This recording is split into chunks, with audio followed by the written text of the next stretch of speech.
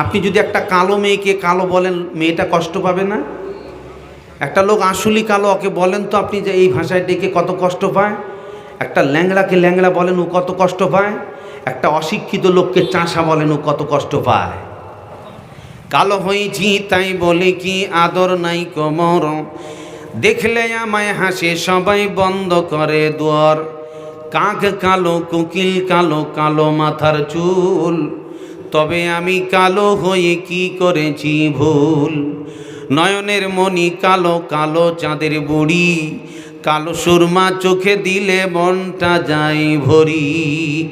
কাবার গেলাম কালো, হযরত বেলাল কালো, তাই তো তারই আজান শুনে মদিনা পাগল হলো। কদিন পরে যেতে হবে কালো ঘরের বাড়ি, তবে তোমার কালোর উপর মনটা কেন ভারী। তরুণ যুবক ছেলে বউ দেখতে গেছে, তো বউ দেখতে যাওয়ার পর একটা মেয়েকে বসিয়ে দেওয়া হয়েছে। তো যেই মেয়েটাকে আপনি দেখতে গেছে তরুণ যুবক ছেলেটা, ওর পার্শ্বে কিন্তু 4-5টা মেয়ে দাঁড়িয়ে আছে। এখন ঠিক আছে, ছেলে বউ দেখতে গেছে, বউ দেখতে যাওয়ার পর মেয়েটাকে বসিয়ে দেওয়া হয়েছে। মেয়েটার দিকে দেখছে, দেখার পরে 4-5টা মেয়ে যে পার্শ্বে দাঁড়িয়ে আছে ওদের দিকে নজর গেছে।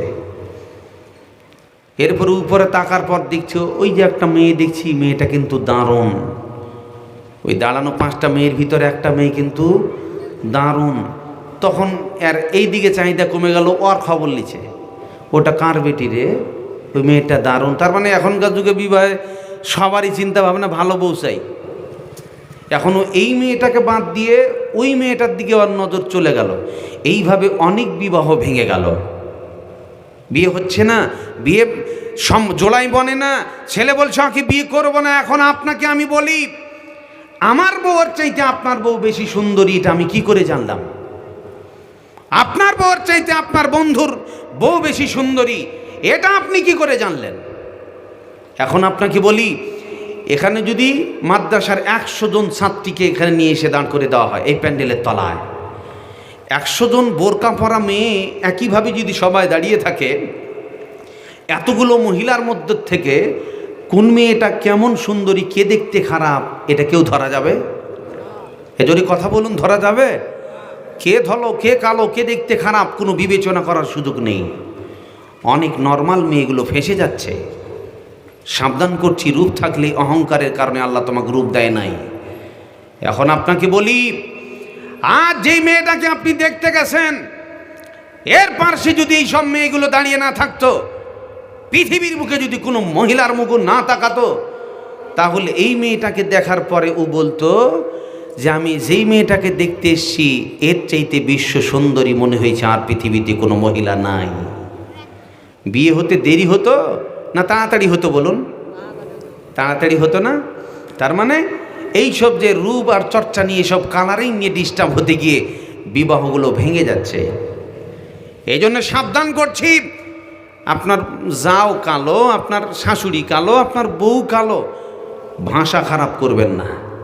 আমার রাসূল বলছেন, শোনো, মাইয়াজমাল্লি মা বাইনা লাহিয়াইহি ওয়া মা বাইনা রিজলাইহি আজমাল্লাহুল জান্নাহ। আমার রাসূল বলছেন, দুটো জিনিসের প্রতিজ্ঞাবদ্ধ হও, দুটো জিনিসের দায়িত্ব তোমরা নিয়ে নাও। আমি রাসূল তোকে কি করে জান্নাতে ঢুকাতে হবে আমি তার দায়িত্ব নিলাম। তুমি কথা দাও যে আমি আজে বাজে মুখ থেকে কথা বলবো না। তুমি কথা দাও আমি আমার গোপন অঙ্গ কাউর সাথে অবৈধভাবে সম্পর্কে লিপ্ত হব না। আমার লজ্জাস্থান হেফাজতে রাখবো, এমনি করে ভাষা ফালতু চালাবো না। আমার রাসূল বলছেন, এই দুটো জিনিসের তুমি যদি দায়িত্ব নিয়ে নাও, কিয়ামতের দিন কঠিন দিবসে আমি রাসূল তোকে মামলা করে কি করে জান্নাতে ঢুকাতে হয় আমি রাসূল দায়িত্ব নিলাম। জোরে বলুন সুবহানাল্লাহ। রাসূল যদি দায়িত্ব নেয় জান্নাতে ঢুকতে আর টেনশন আছে? জোরে বলুন, আছে না? তার মানে রাসূল যেই প্রতিজ্ঞাবদ্ধ হয়েছেন, ঝামেলা এই দুটোতে বেশি। এখন আপনার মুখ চলে বেশি, আর দ্বিতীয়টা হয়েছে পালাপালি আর দুর্ঘটনাগুলো বেড়ে গেছে বেশি, জেনা ব্যভিচার বেশি। আমি একটা একটা করে